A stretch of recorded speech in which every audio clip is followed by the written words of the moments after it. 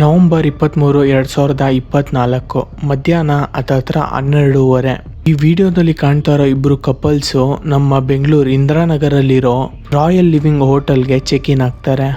CCTV footage ಅಷ್ಟು clear ಇಲ್ಲ ಅಂದ್ರೂ ನಾವು ನೋಡ್ಬೋದು ಅವರಿಬ್ಬರು ಎಷ್ಟು ಖುಷಿಯಾಗಿ ಚೆಕ್ ಇನ್ ಆಗ್ತಿದ್ದಾರೆ ಅಂತ. ಅವರಿಬ್ಬರ ಹತ್ರನೂ ಲಗೇಜ್ ಅನ್ನೋ ಹೆಸರಲ್ಲಿ ಬರೀ 2 ಬ್ಯಾಗ್ ಇರುತ್ತೆ. ಅವರಿಬ್ಬರು ಕೂಡ ಒಂದಿನಕ್ಕೆ ಆ ಹೋಟೆಲ್ನ ಬುಕ್ ಮಾಡ್ಕೊತಾರೆ. ನೆಕ್ಸ್ಟ್ ಡೇ 24th ನವಂಬರ್ಗೆ ಅವರು ಚೆಕ್ಔಟ್ ಮಾಡಬೇಕಾಗಿರುತ್ತೆ. ಅದನ್ನು ತಿಳಿದ ಹೋಟೆಲ್ ಸ್ಟಾಫ್ ಒಬ್ಬರು ಅವ್ರ ರೂಮ್ಗೆ ಕಾಲ್ ಮಾಡ್ತಾರೆ. ಅವ್ರ ರೂಮ್ಗೆ ಕಾಲ್ ಮಾಡಿದಾಗ ಆ ಹುಡುಗ ಕಾಲ್ನ ಪಿಕ್ ಮಾಡಿಬಿಟ್ಟು ರೂಮ್ನ ಇನ್ನೊಂದು ದಿನ ಎಕ್ಸ್ಟೆಂಡ್ ಮಾಡೋದಕ್ಕೆ ಮಾತಾಡ್ತಾನೆ. ಇದೇ ಥರ 25 ನವಂಬರ್ಗೂ ನಡೆಯುತ್ತೆ. ಅದಕ್ಕೆ ಆ ಹೋಟೆಲ್ ಸ್ಟಾಫ್ ಅವ್ರು ಅಷ್ಟೊಂದೇನು ಶಾಕ್ ಆಗಲ್ಲ. ಆದರೆ ಅವ್ರು ಎಲ್ಲೋ ಒಂದು ಕಡೆ ಅನುಮಾನ ಪಟ್ಟಿದ್ದೇನಂತ ಅಂದರೆ 2 ದಿನ ಆಯಿತು, ಯಾವುದೇ ರೂಮ್ ಸರ್ವಿಸ್ ಕೂಡ ಕೇಳಿಲ್ಲ, ರೂಮ್ ಫುಡ್ ಸರ್ವಿಸು ಕೇಳಿಲ್ಲ, ಮತ್ತು ಯಾವುದೇ ಆನ್ಲೈನ್ ಡೆಲಿವರಿ ಕೂಡ ಅವ್ರಿಗೆ ಬಂದಿಲ್ಲ. ಇವಾಗ ಚೆಕ್ಔಟ್ ಡೇಟ್ ಹತ್ರ ಬಂದಿತ್ತು, ಅಂದರೆ 26th November 2024. 26th November checkout ಮಾಡಬೇಕಿತ್ತು. ಆದರೆ ಅದೇ ದಿನ ಬೆಳಗ್ಗೆ 8:19ಕ್ಕೆ ಅವನು ಈಚೆ ಹೋಗ್ತಾನೆ.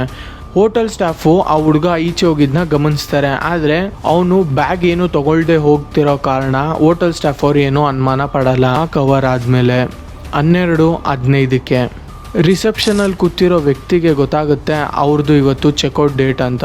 ಅದಕ್ಕೆ ಆ ರಿಸೆಪ್ಷನಲ್ಲಿ ಕೂತಿರೋ ವ್ಯಕ್ತಿ ಅವರು ರೂಮ್ಗೆ ಕಾಲ್ ಮಾಡ್ತಾನೆ. ಸುಮಾರು ಸಲ ಕಾಲ್ ಮಾಡ್ತಾನೆ, ಆದರೆ ಕಾಲ್ ಪಿಕ್ ಮಾಡಲ್ಲ. ಅದಕ್ಕೆ ರಿಜಿಸ್ಟರ್ ಆಗಿರುತ್ತಲ್ಲ ಫೋನ್ ನಂಬರು, ಅದಕ್ಕೆ ಕಾಲ್ನ ಟ್ರೈ ಮಾಡ್ತಾನೆ. ಆದರೆ ಅವ್ರು ಕಾಲ್ ಮಾಡಿದಾಗ ಅವ್ರ ಫೋನು ಸ್ವಿಚ್ ಆಫ್ ಬರ್ತಿರುತ್ತೆ. ಹೋಟೆಲ್ ಸ್ಟಾಫ್ ಒಬ್ಬರು ಅವ್ರ ರೂಮ್ ಹತ್ರ ಹೋಗ್ತಾರೆ. ಅವ್ರ ರೂಮ್ ಹತ್ರ ಹೋಗಿ ನೋಡಿದಾಗ ಅವರು ತುಂಬ ಶಾಕ್ ಆಗ್ತಾರೆ. ಏನಕ್ಕಂತ ಅಂದರೆ ಬಾಗಿಲು ಸ್ವಲ್ಪ ಲೈಟಾಗಿ ಓಪನ್ ಆಗೇ ಇರುತ್ತೆ.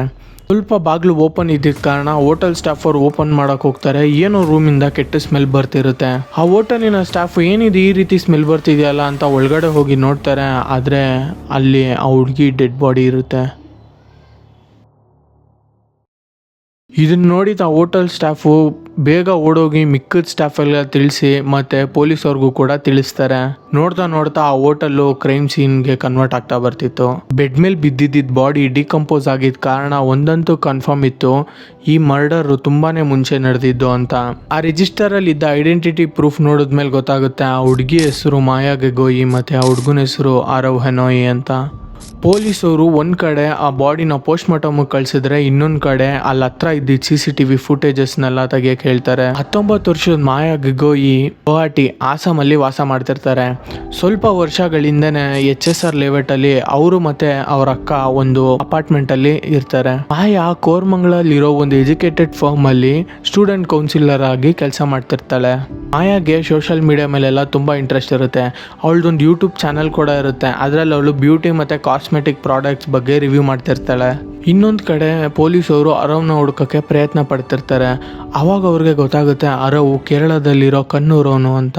ಅರವ್ ಇದೇ ವರ್ಷ ಬೆಂಗಳೂರು ಶಿಫ್ಟ್ ಆಗಿರ್ತಾನೆ. ಅವನು ಸ್ಟೂಡೆಂಟ್ ಕೌನ್ಸಿಲ್ ಇಂಟರ್ನ್ ಆಗಿ ಕೆಲಸ ಮಾಡ್ತಿರ್ತಾನೆ. ಪೊಲೀಸವರು ಅರವ್ನ ಕಾಲ್ ಡೀಟೇಲ್ಸ್ ಮತ್ತೆ ಅವನ ಫೋನ್ನ ಟ್ರ್ಯಾಕ್ ಮಾಡಕ್ ಸ್ಟಾರ್ಟ್ ಮಾಡ್ತಾರೆ. ಅರವ್ 26 ನವಂಬರ್ 8:19ಕ್ಕೆ ಆ ಹೋಟೆಲಿಂದ ಬಿಡ್ತಾನಲ್ಲ, ಅಲ್ಲಿಂದ ಅವ್ನು ಎಲ್ಲೋದ ಅಂತ ಟ್ರ್ಯಾಕ್ ಮಾಡ್ತಾರೆ. ಪೊಲೀಸವ್ರಿಗೆ ಗೊತ್ತಾಗುತ್ತೆ ಅರವ್ ಒಂದು ಕ್ಯಾಬ್ ಬುಕ್ ಮಾಡಿರ್ತಾನೆ, ಅದು ಮೆಜೆಸ್ಟಿಕ್ ರೈಲ್ವೆ ಸ್ಟೇಷನ್ಗೆ.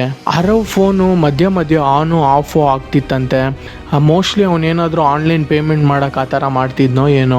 ಪೊಲೀಸವರು 3 ಟೀಮ್ ಫಾರ್ಮ್ ಮಾಡ್ತಾರೆ. ಅದರಲ್ಲಿ ಒಂದು ಟೀಮು ಅರವ್ ಇದ್ದಿದ್ದ ಜಾಗ ಕೇರಳ ಕಣ್ಣೂರ್ಗೆ ಕಳಿಸ್ತಾರೆ. ಅವ್ರ ತಾತನ ಜೊತೆ ಅರವ್ ಇರ್ತಿದ್ದ. ಇನ್ನೊಂದು ಟೀಮು ಆ ಪೊಲೀಸವರು ಅವ್ನ ಲೊಕೇಶನ್ನ ಟ್ರ್ಯಾಕ್ ಮಾಡಿದಾಗ ಗೊತ್ತಾಗುತ್ತೆ ಅವನು ರಾಯಚೂರು ಹತ್ರ ಎಲ್ಲೋ ಇದ್ದಾನೆ ಅಂತ. ಇನ್ನೊಂದು ಟೀಮ್ನ ರಾಯಚೂರಿಗೆ ಕಳಿಸ್ತಾರೆ. ಮತ್ತೊಂದು ಟೀಮ್ನ ಅವ್ನ ಟೆಕ್ನಿಕಲ್ ಇನ್ಫಾರ್ಮೇಷನ್ ಎಲ್ಲ ಕಲೆಕ್ಟ್ ಮಾಡಕ್ಕೆ ಹೇಳ್ತಾರೆ. ಇದ್ರ ಮಧ್ಯ ಮಾಯಾ ಪೋಸ್ಟ್ ಮಾರ್ಟಮ್ ರಿಪೋರ್ಟ್ ಕೂಡ ಬರುತ್ತೆ. ಆ ಪೋಸ್ಟ್ ಮಾರ್ಟಮ್ ರಿಪೋರ್ಟಲ್ಲಿ ಗೊತ್ತಾಗುತ್ತೆ ಮಾಯಾ ತಲೆಗೆ ಮತ್ತು ಕತ್ತಿಗೆ ಎಲ್ಲ ಸುಮಾರು ಸರಿ ಪೆಟ್ಟು ಬಿದ್ದಿದೆ ಅಂತ, ಮತ್ತೆ ಅವಳ ಎದೆ ಕೂಡ ಚುಚ್ಚಿ ಸಾಯಿಸಿದ್ದಾರೆ ಅಂತ. ರಿಪೋರ್ಟ್ನ ಪ್ರಕಾರ ಮಾಯಾಳಿನ ಸಾವು 24th ನವಂಬರ್ಗೆ ಆಗಿರುತ್ತೆ. ಯಾವಾಗ ಅವರು ಚೆಕ್ ಇನ್ ಆದ್ರಲ್ಲ ಅದ್ರ ಮುಂದಿನ ದಿನಾನೇ. ಇದರಲ್ಲಿ ಮೇನ್ ಸಸ್ಪೆಕ್ಟ್ ಇದ್ದಿದ್ದು ಅರವ್ನ ಹುಡ್ಕೋದು ಸುಲಭ ಇರಲಿಲ್ಲ. ಯಾಕಂದರೆ ಅರವು ಸುಮಾರು ದೂರ ಹೋಗ್ಬಿಟ್ಟಿದ್ದ, ಮತ್ತು ಅವನು ಟ್ರಾವೆಲ್ ಮಾಡಬೇಕಂದ್ರೆ ಬರೀ ಪಬ್ಲಿಕ್ ಟ್ರಾನ್ಸ್ಪೋರ್ಟ್ನೇ ಯೂಸ್ ಮಾಡ್ತಿದ್ದ. ಯಾಕಂದರೆ ಪೊಲೀಸವರು ಅವನ ರೂಟ್ನ ಟ್ರ್ಯಾಕ್ ಮಾಡಬಾರ್ದು ಅಂತ. ಅವನು ಅಲ್ಲಿ ನಿಲ್ತಾ ಹತ್ತತ್ರ ವಾರಣಾಸಿಗೆ ಹೋಗಿ ತಲುಪಿರ್ತಾನೆ. ವಾರಣಾಸಿಲಿ ತಲುಪಿ ಅವನು ತಾತನ್ಗೆ ಫೋನ್ ಮಾಡ್ತಾನೆ. ಅವನು ಅವ್ರ ತಾತನ್ಗೆ ಫೋನ್ ಮಾಡಿ ಇದ್ದಿದ್ದ ವಿಷಯ ಎಲ್ಲ ಹೇಳ್ಬಿಡ್ತಾನೆ. ಆಗ ಅವ್ರ ತಾತ ಬಾ ಆಗಿದಾಗೋಗಿದೆ, ತಪ್ಪು ಮಾಡಿದ್ಯಾ, ಬಂದು ಸರೆಂಡರ್ ಆಗು ಅಂತ. ಯಾಕಂದ್ರೆ ಅಷ್ಟರಲ್ಲಾಗ್ಲೇ ಕರ್ನಾಟಕ ಪೊಲೀಸರು ಆರವ್ ಅವ್ರ ಮನೆಗೆ ತಲುಪಿರ್ತಾರೆ. ಮತ್ತೆ ಇನ್ನೊಂದು ವಿಷಯ ಏನು ಅವನು ವಾಪಸ್ ಬರಕ್ಕೆ ಅಂತ ಅಂದ್ರೆ, ಅವನು ಹತ್ತತ್ರ 3 ದಿನದಲ್ಲೇ 2,500 ಕಿಲೋಮೀಟರ್ ಟ್ರಾವೆಲ್ ಮಾಡ್ಬಿಟ್ಟಿರ್ತಾನೆ. ಅವನ ಹತ್ರ ಕಾಸು ಕೂಡ ಕಡಿಮೆ ಆಗ್ಬಿಟ್ಟಿರುತ್ತೆ. ಅವನು ಅವ್ರ ತಾತನ ಮಾತು ಕೇಳ್ತಾನೆ, ಕರ್ನಾಟಕಕ್ಕೆ ಬರ್ತಾನೆ. ಪೊಲೀಸರು ಅವನ್ನ ದೇವನಹಳ್ಳಿ ಹತ್ರ ಹಿಡಿತಾರೆ. ಅವನ್ನ ಹಿಡಿದು ಮುಂದಿನ ಇನ್ವೆಸ್ಟಿಗೇಷನ್ಗೆ ಕರ್ಕೊಂಡು ಹೋಗ್ತಾರೆ. ಅವನ್ನ ಕೇಳ್ತಾರೆ, ನೀನ ಮಾಯಾಳಿನ ಕೊಲೆಗೆ ಕಾರಣ ಅಂತ. ಆಗ ಅವನು ನಾನೇ ಮಾಡಿದ್ದು ಮಾಯಾನ ಕೊಲೆ ಅಂತ ಹೇಳ್ತಾನೆ. ಆಗ ಪೊಲೀಸವರು ಕೇಳ್ತಾರೆ, ಏನು ಕಾರಣ ಇತ್ತು, ಏನಕ್ಕೆ ನೀನು ಮಾಡಿದೆ ಮರ್ಡರು ಅಂತ ಕೇಳ್ತಾರೆ. ಆಗ ಅವನು ಅದು ನನ್ನ ಪರ್ಸ್ನಲ್ ರೀಸನ್ ಅಂತ ಕಾರಣ ಕೊಡ್ತಾನೆ. ಪೊಲೀಸವರು ಎಷ್ಟೇ ಸರಿ ಕೇಳಿದ್ರು ಅವನು ಬರೀ ಅದೇ ಹೇಳ್ತಿರ್ತಾನೆ ಕಾರಣ. ಅದಕ್ಕೆ ಪೊಲೀಸವರು ಇನ್ವೆಸ್ಟಿಗೇಷನ್ ಮಾಡೋ ರೀತಿನೇ ಬದಲಾಯಿಸ್ತಾರೆ. ಪೊಲೀಸವರು ಆರವ್ನ ಆ ಘಟನೆ ನಡೆದಿದ್ದ ಸ್ಥಳಕ್ಕೆ ಕರ್ಕೊಂಡು ಹೋಗ್ತಾರೆ. ಇನ್ನು ಮತ್ತೆ ಮಾಯಾ ಮಧ್ಯ ಇರೋ ರಿಲೇಶನ್ಶಿಪ್ ಏನು, ಮತ್ತೆ 23 ಮತ್ತೆ 24 ಮಧ್ಯದಲ್ಲಿ ಈ ರೂಮಲ್ಲಿ ಏನೇನಾಯ್ತು ಅಂತ. ಆಗ ಅವನು ಎಲ್ಲ ಬಾಯ್ ಬಿಡ್ತಾನೆ. ಅವನು ಮತ್ತೆ ಮಾಯಾ ಇಬ್ರು ಒಂದು ಡೇಟಿಂಗ್ ಆ್ಯಪ್ ಬಂಬಲ್ ಅನ್ನೋ ಆ್ಯಪಲ್ಲಿ ಸಿಕ್ಕಿರ್ತಾರೆ. ಅವರಿಬ್ರು ಪರಿಚಯ ಆಗಿ ಸ್ವಲ್ಪ ದಿನಕ್ಕೆ ಅವನು ಬೆಂಗಳೂರಿಗೆ ಬರ್ತಾನೆ ಮಾಯಾನ ನೋಡೋಣ ಅಂತ. ಆಗ ಅವರಿಬ್ರು ಮೀಟ್ ಮಾಡ್ತಾರೆ.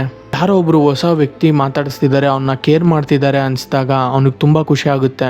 ಯಾಕಂತ ಅಂದರೆ ಅವನು ಮೊದಲು ಅವ್ರ ಅಮ್ಮನ ಜೊತೆ ಇರ್ತಾನೆ. ಅಮ್ಮನ ಮೊದಲನೇ ಗಂಡ ಡೈವರ್ಸ್ ತೊಗೊಂಡಿರ್ತಾರೆ. ಮತ್ತೆ ಅವ್ರ ಅಮ್ಮ 2ನೇ ಮದುವೆ ಆಗ್ತಾರೆ. ತಿರ್ಗಾ ಆ ಡೈವರ್ಸ್ ಆಗುತ್ತೆ. ಆ ಡೈವರ್ಸ್ ಆದಮೇಲೂ ಕೂಡ ಅವ್ರ ಅಮ್ಮ 3ನೇ ಮದುವೆ ಆಗ್ತಾರೆ. ಇದನ್ನೆಲ್ಲ ಆರವ್ ಕೈಲಿ ನೋಡೋಕ್ಕಾಗದೆ ಅವನು ಅವ್ರ ತಾತನ ಜೊತೆ ಶಿಫ್ಟ್ ಆಗಿ ಹೋಗ್ತಾನೆ. ಅವನು ಯಾವಾಗಲೂ ಒಂಟಿಯಾಗೇ ಇರ್ತಾನೆ, ಯಾರ ಹತ್ರನೂ ಜಾಸ್ತಿ ಮಾತಾಡಲ್ಲ. ಅವನಾಯ್ತು ಅವ್ನ ಕೆಲಸ ಆಯಿತು ಅಂತ ನೋಡ್ಕೊಂಡಿರ್ತಿದ್ನಂತೆ. ಅವನು ಮತ್ತೆ ಮಾಯಾ ಇಬ್ರು ಡೇಟಿಂಗ್ ಆ್ಯಪ್ ಬಂಬಲಲ್ಲಿ ಮಿಕ್ಕಿರ್ತಾರೆ.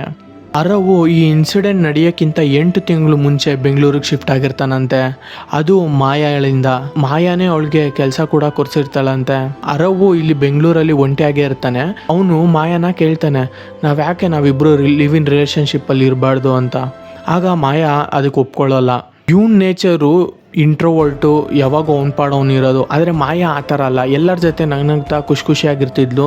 ಮತ್ತು ಅವಳದು ಎಷ್ಟೊಂದು ಜನ ಗರ್ಲ್ಸು ಇದ್ದರು ಫ್ರೆಂಡ್ಸು, ಮತ್ತು ಎಷ್ಟೊಂದು ಜನ ಬಾಯ್ಸು ಫ್ರೆಂಡ್ಸು ಇದ್ದರು ಕೂಡ ಅವಳಿಗೂ.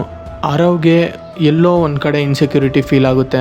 ಆದರೆ ಮಾಯಾ ರೀಸನ್ ಬೇರೆ ಆಗಿರುತ್ತೆ. ಮಾಯಾ ಅವ್ರ ಅಕ್ಕನ್ನ ಬಿಟ್ಟು ಇವನ ಜೊತೆ ಇರೋಕ್ಕೆ ಇಷ್ಟಪಡಲ್ಲ. ಆರವ್ ಕೇಳ್ತಾನೆ, ಒಂದಿನ ಬಾ ಈಚೆ ಹೋಗೋಣ ಅಂತ. ಅದಕ್ಕೆ ಮಾಯಾ ಸರಿ ಆಯಿತು ಹೋಗೋಣ ಅಂತ ಒಪ್ಕೊತಾಳೆ. ಮಾಯಾ ಅವ್ರ ಅಕ್ಕನ ಹತ್ರ ಸುಳ್ಳು ಹೇಳ್ಬಿಟ್ಟು ಹೋಗ್ತಾಳೆ, ಇವತ್ತು ನಮ್ಮ ಆಫೀಸಲ್ಲಿ ಪಾರ್ಟಿ ಇದೆ, ನೈಟ್ ನಾನು ಬರೋಕ್ಕಾಗಲ್ಲ ಮನೆಗೆ ಅಂತ. ಆರವ್ಗೆ ಎಲ್ಲೋ ಒಂದು ಕಡೆ ಅವಳ ಮೇಲೆ ಇನ್ಸೆಕ್ಯೂರಿಟೀಸ್ ಇರುತ್ತೆ. ಅವರು ಆ ಹೋಟೆಲ್ಗೆ ಹೋದ್ರಲ್ಲ, ಆ ದಿನ ಕೂಡ ಅವ್ರ ಮಧ್ಯೆ ಜಗಳ ಆಗುತ್ತಂತೆ.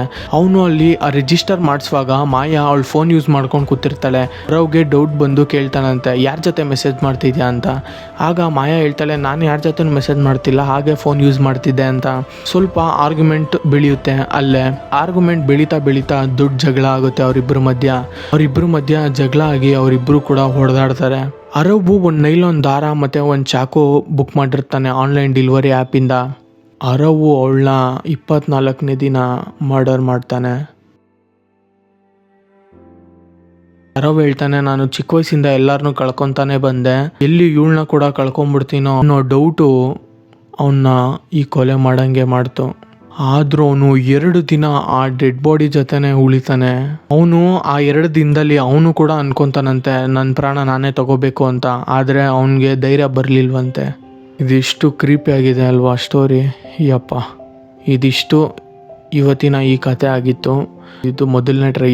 ನಿಮ್ಗೆ ಇದು ಹೇಗೆ ಅನಿಸ್ತು ನೀವು ಕಮೆಂಟ್ಸಲ್ಲಿ ತಿಳಿಸಿ. ಇಷ್ಟ ಆದರೆ ಒಂದು ಲೈಕ್ ಮಾಡಿ, ಚಾನಲ್ಗೆ ಒಂದು ಸಬ್ಸ್ಕ್ರೈಬ್ ಮಾಡಿರಿ. ಹೊಸ ವೀಡಿಯೋಲಿ ಸಿಗ್ತೀನಿ. ಇಲ್ಲಿಗಂಟ ಬಾಯ್.